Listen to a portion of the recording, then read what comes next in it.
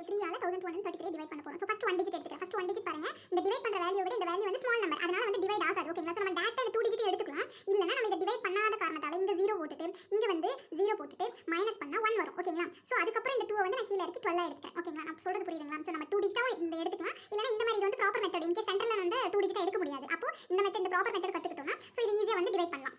இன்னொரு விஷயம் சொல்றேன். நிறைய டிவிஷன்ஸ் வந்து ட்ரிக்ஸ் எல்லாம் வந்து கத்துக்கிட்டோம்னா டிவிஷன்ஸே சொல்ல மேத்தமேட்டிக்ஸ் பொறுத்த வரைக்கும் நம்ம ட்ரிக்ஸ் கத்துக்கிறத விட ப்ராப்பர் மெத்தட் கத்துக்கிட்டோம்னா எப்பவுமே நமக்கு யூஸ்ஃபுல்லா இருக்கும். சோ ட்ரிக்ஸ் வந்து ஒரு ஸ்டெப் ஒரு சம்க்கு யூஸ் ஆகும். எல்லா சம்க்கும் யூஸ் ஆகாது ட்ரிக்ஸ் எல்லாம். சோ ப்ராப்பர் மெத்தட் நம்ம கத்துக்கணும். ஓகேங்களா? சோ இப்போ 12 3 எத்தனை டைம் டிவைட் ஆகும்? சோ 3 4 12. சோ 3 வந்து 4 டைம் டிவைட் ஆகும் 12. ஓகேங்களா? சோ இப்போ 0 ஆகும். நெக்ஸ்ட் இந்த 3 வந்து நான் எங்க வைக்கிறேன். ஓகேங்களா? சோ நெக்ஸ்ட் இந்த 3 ஆல 1 டைம் டிவைட் ஆகும். ஓகேங்களா?